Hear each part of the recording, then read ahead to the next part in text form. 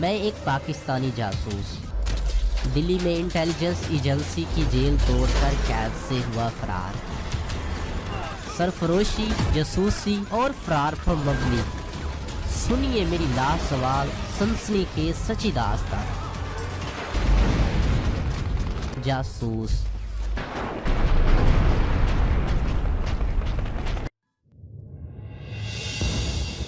میں ایک پاکستانی جاسوس 70 کی دہائی میں بھارت میں ایک نہایت اہم مشن پر گورکھپور کے ہوائی اڈے کو تباہ کر کے دلی پہنچ چکا ہوں۔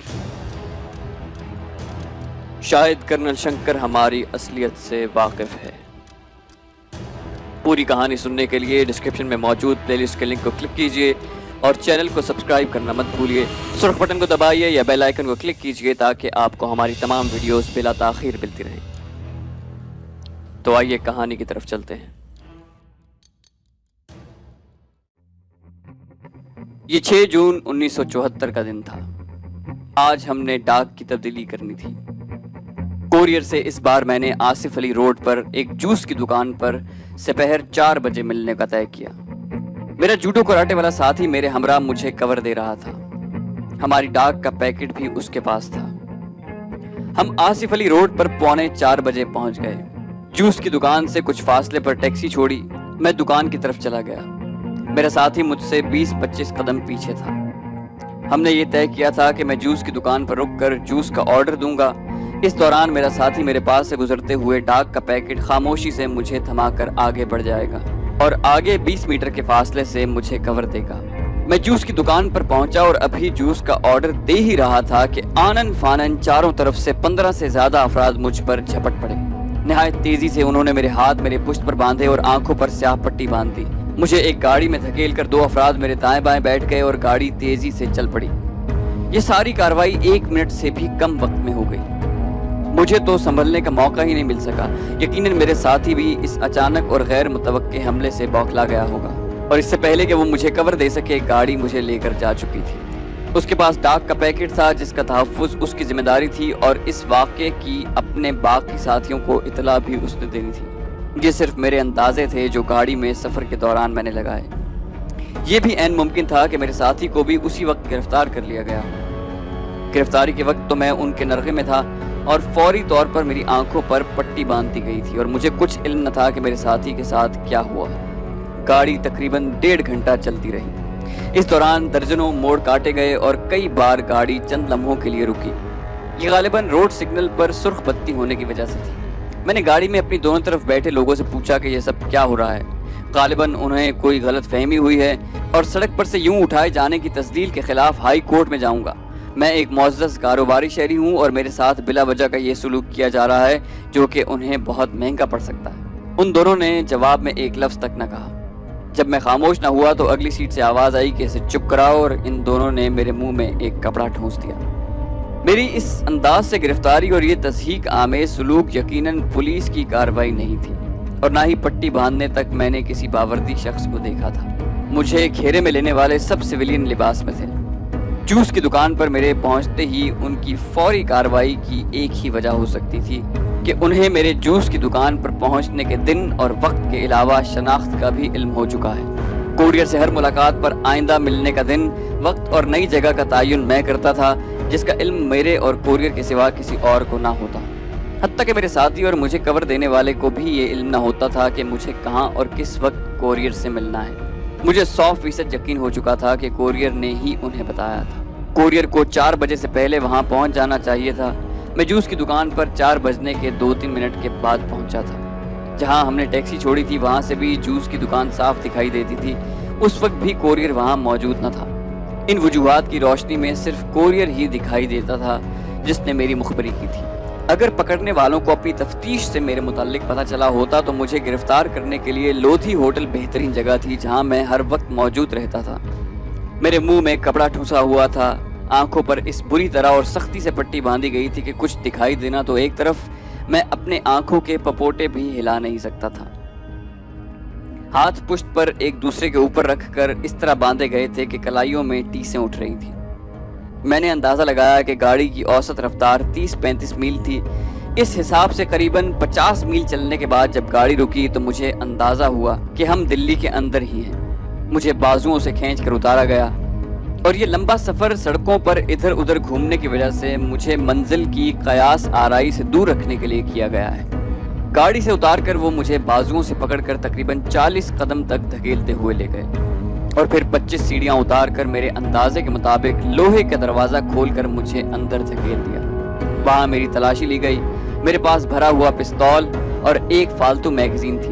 पिस्तौल के मिलने के बाद उन्होंने इस बुरी तरह से दोबारा मेरी तलाशी ली कि मेरी पैंट की टर्न और प्लेट्स देखने के लिए मेरी पैंट भी उतार ली। शर्ट के कॉलर पहले अच्छी तरह से टटोले और फिर शर्ट भी उतरवा ली।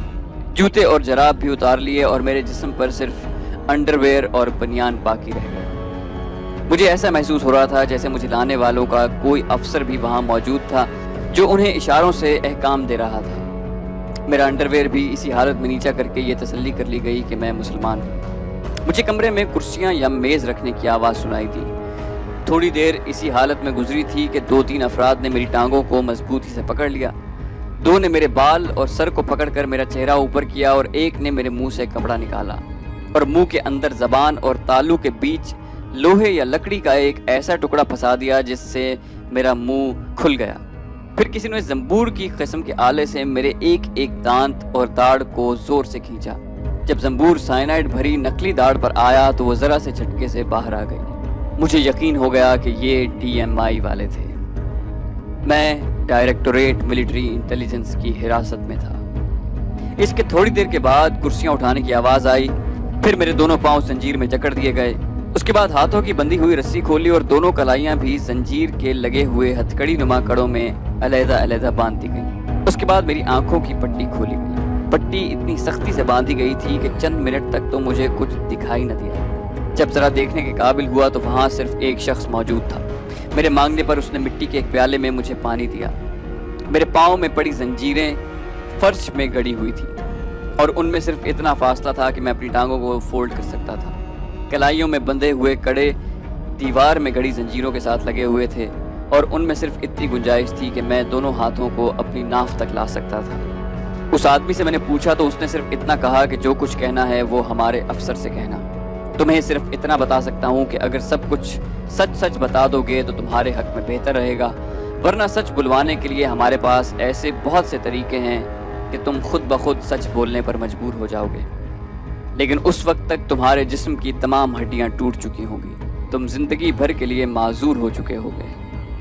ये कहकर उसने अपने तरीकों का नमूना पेश करते हुए एक जोरदार ठुड्डा मेरे दाएं रान पर मारा और सेल का दरवाजा बंद करके चला गया। चोट लगने से मुझे दर्द तो बहुत हुआ जिसे मैंने एक हल्की सी आह में दबा लिया। ये तो इब्तिदाए इश्क था। मेरे साथ आइंदा जो कुछ होना था मुझे उसका खासा अंदाजा था। साइनाइड की दाढ़ निकल जाने के बाद अब मुझे उनके तशद्दुद की इंतहा और जुबान ना खोलने के लिए खुद को तैयार करना था। मैंने सेल का जायजा लिया। ये सेल अंदाजन 12x16 फुट का था। इसकी छत बहुत ऊंची थी जहां पर मध्यम रोशनी वाला बल्ब टिमटिमा रहा था। छत के बिल्कुल करीब दीवार में मजबूत सलाखों वाला एक रोशनदान था। सेल के दरवाजे पर लोहे की प्लेट थी। उस प्लेट में ऊपरी जानिब 8 इंच का एक कट था। दरवाजे की बाहर जानिब लगी हुई एक प्लेट ने इस कट को ढांप रखा था। ये कट बाहर वालों के अंदर देखने के लिए बनाया गया होगा। मेरे दाएं जानिब मेरे बिल्कुल करीब एक छोटा पानी का मटका था जिस तक मेरा हाथ पहुंच सकता था। खुद को इस हालत में देखकर मुझे आगा हशर काश्मीरी का एक शेर याद आया। शेर किस हाल में है, लोहे के जाल में है। इंटेरोगेशन शुरू होने से पहले मुझे कुछ फैसले करने थे। जूस की दुकान पर मेरी गिरफ्तारी का मतलब था कि उन्हें मेरी लोधी होटल में रहने का इल्म नहीं, लिहाजा मुझे लोधी होटल का नाम नहीं लेना। मेरे साथियों के मुताल्लिक भी उन्हें कोई इल्म नहीं, लिहाजा मुझे खुद को अकेला जाहिर करना है। भारत में दाखिले की मुद्दत का तयन मेरे लिए मुश्किल मरहला था। ये कोरियर जिसके मुताल्लिक मुझे यकीन था कि उसने मुखबरी की है, हमारे भारत में दाखिले के बाद शुरू से ही डाक लाता और ले जाता था। हमने नए कोरियर के साथ सिर्फ चंद माह के लिए लाहौर का रास्ता इख्तियार किया था। अगर उसने DMI वालों को सब कुछ बता दिया था तो फिर मुझे भारत में क़याम के एक एक रोज़ का हिसाब देना था। भारत में अंजाम दिए अपने सारे मिशन से मुझे लाताल्लुकी जाहिर करनी थी। हमदर्दों और साथियों के नाम भी नहीं लेने थे। कोरियर ने इस मर्तबा लाई हुई डाक भी यकीनन दुश्मनों के हवाले कर दी होगी। میں دعا مانگنے لگا کہ اس ڈاک میں کوئی ایسی چیز نہ ہو جو میرے ساتھیوں اور ہمارے کیے گئے مشنز کو اوریاں کر دے۔ میرے ساتھ آئندہ جو کچھ ہونا تھا اس کا مجھے پورا اندازہ تھا۔ میں نے اپنی اسٹریٹجی یہ بنائی کہ دوران تفتیش میں انہیں اپنا صحیح نام بتاؤں گا۔ میرے مسلمان ہونے کا تو وہ پہلے ہی اطمینان کر چکے تھے۔ تفتیش کے دوران میں انہیں پاکستان میں دوران تربیت بتائے گئے بھارتی افواج اور ہتھیاروں کے متعلق اپنی معلومات بتاؤں گا۔ اس طرح پاکستان کے مفاد کو کوئی نقصان پہنچائے بغیر میں تفتیش کا دورانیہ لمبا اور تشدد میں کمی کی کوشش کروں گا۔ حقیقت بھی یہ تھی کہ پاکستان کی دفاعی افواج کے متعلق میری معلومات نہ ہونے کے برابر تھی۔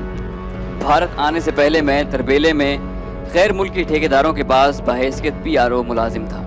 تربیت کے دوران مجھے صرف بھارت اور بھارتی افواج کے متعلق معلومات ازبر کروائی گئی تھی۔ میں نے یہ بھی طے کیا کہ میں دوران تفتیش ان سے تعاون کرتے ہوئے انہیں اپنے کسی فرضی کانٹیکٹ کو پکڑوانے کے لیے دلی میں مختلف مقامات پر لے جانے کی کوشش کروں گا، کیونکہ اگر وہ مان گئے تو بے شک چاروں اطراف سے ان کے نرغے میں ہونے کے باوجود وہ مجھے ہتھکڑی نہیں لگائیں گے۔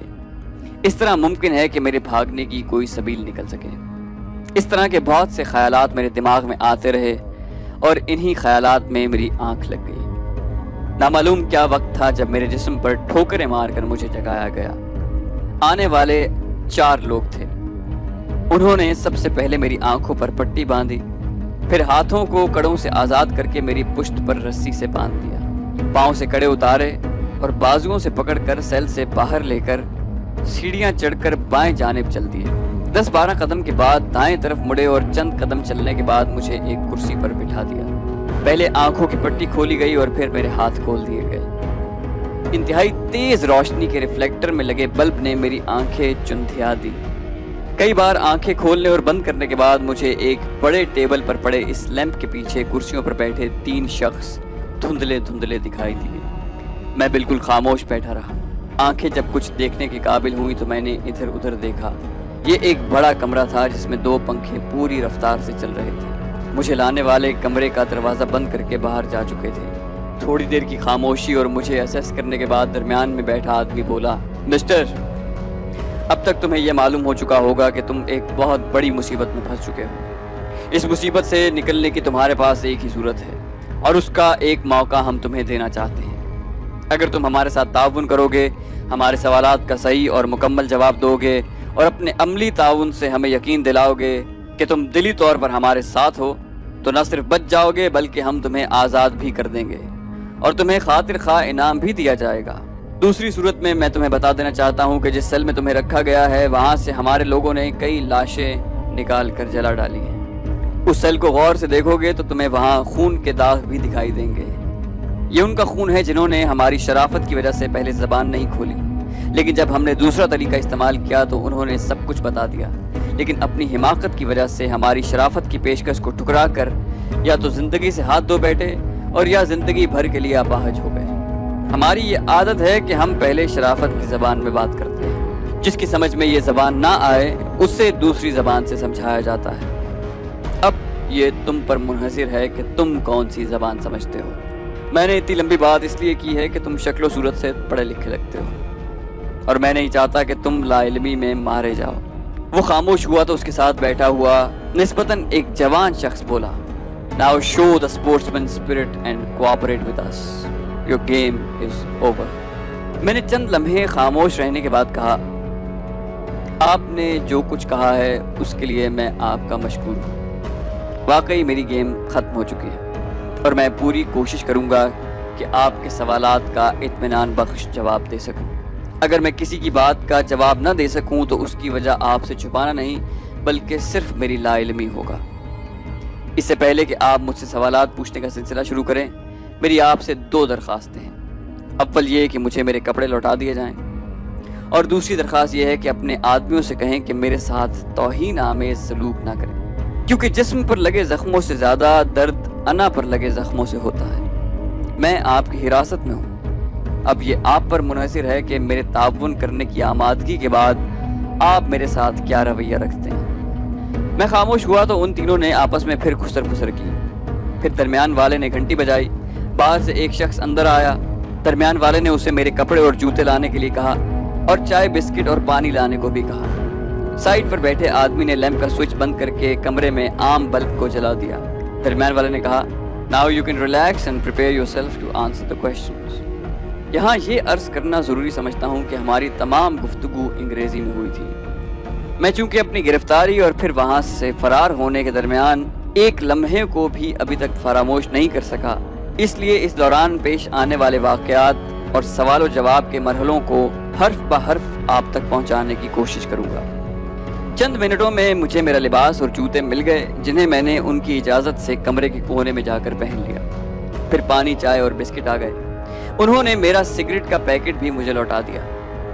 चाय पीने के बाद बीच वाले ने, जो कि यकीनन उनका सीनियर था, सवालात का सिलसिला शुरू किया। नाम, मैंने अपना सही नाम बता दिया। मजहब, मुस्लिम। कौमियत, पाकिस्तानी। किस एजेंसी से काम करते हो?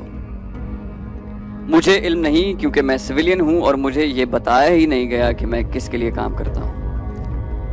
पाकिस्तान से राब्ते का जरिया, वो कोरियर जिसने आपको मेरे मुतालिक खबर दी। पहले क्या करते थे? तरबेला में PRO था। इस इदारे में कैसे आए? सुकूत ढाका के बाद जज्बात पर काबू न रख सका। किसके जरिए राब्ता हुआ? एक कर्नल दोस्त के जरिए। तरबियत कहाँ पाई? लाहौर में। किस रास्ते से भारत में दाखिल हुए? वही रास्ता जिससे कोरियर आता है। मेरे इस सवाल पर सीनियर ने सख्त आवाज में कहा कि नेम इट। मैंने जवाब दिया, मंडी सादिकगंज से भारत में हनुमानगढ़ स्टेशन तक। यहाँ कितने अरसे से हो? तकरीबन 2 साल से। इसकी तस्दीक आपके कोरियर भी कर सकते हैं। तुम्हें कैसे मालूम कि तुम्हारा कोरियर हमारी हिरासत में है? जहाँ पर आपने मुझे गिरफ्तार किया उस जगह का इल्म सिर्फ मुझे और मेरे कोरियर को ही था। रिहाइश कहाँ है? अलीगढ़। अपने महकमे के अफसरान के नाम बताओ। मुझे किसी के नाम का इल्म नहीं, हत्ता कि मैं अपने महकमे के नाम से भी वाकिफ नहीं हूँ। जिन्होंने मुझे तरबियत दी उन्होंने भी मुझे अपने सही नाम नहीं बताए। आप अच्छी तरह जानते हैं, आपकी तरह वहाँ भी कंपार्टमेंटेशन पर सख्ती से अमल किया जाता है। हमारे मुताल्लिक क्या जानते हो? मुझे यकीन है कि आप DMI से हैं। ये अंदाज़ा तुमने कैसे लगाया? मेरी गिरफ्तारी जिस मुनज़्ज़म तरीके से हुई है, कोई सिविलियन महकमा इतनी फुर्ती से काम नहीं कर सकता। तुम्हारा मिशन क्या है? ये सर्वे करना कि भारतीय मुसलमान पाकिस्तान के साथ किस हद तक दिली वाबस्तगी रखते हैं और कितने फीसद भारतीय गैर मुस्लिम पाकिस्तान के साथ अमन के ख्वाह हैं। तुम्हारे ग्रुप में कितने आदमी हैं? मैं अकेला हूँ। तुम झूठ कह रहे हो। अगर मेरे साथ कुछ और लोग होते तो मैं लाज़िमन आपको उनके मुताल्लिक बता देता। इस तरह तफ्तीश का बोझ बढ़ जाता और मुझे तफ्तीश में कुछ आसानी हो जाती। यहाँ के अखराजात कैसे पूरे करते हो? भारत में किन लोगों से तुम्हारे मुरासिम हैं और कौन तुम्हारी माली मदद करता है? मेरे अखराजात के लिए रुपए कोरियर के जरिए पाकिस्तान से आते हैं।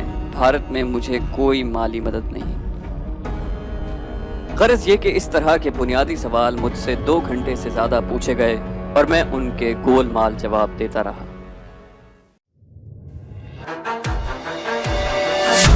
तो दोस्तों, ये थी हमारी आज की एपिसोड। उम्मीद करते हैं कि आपको हमारी कहानी पसंद आई होगी। जाने से पहले इस वीडियो को लाइक कीजिए और शेयर करना मत भूलिए। कमेंट करके हमें बताइए कि आपको हमारी वीडियो कैसी लगी। और अगर अभी तक आपने इस चैनल को सब्सक्राइब नहीं किया तो इस चैनल को सब्सक्राइब कीजिए और बेल आइकन दबाकर ऑल नोटिफिकेशन ऑन कर लीजिए।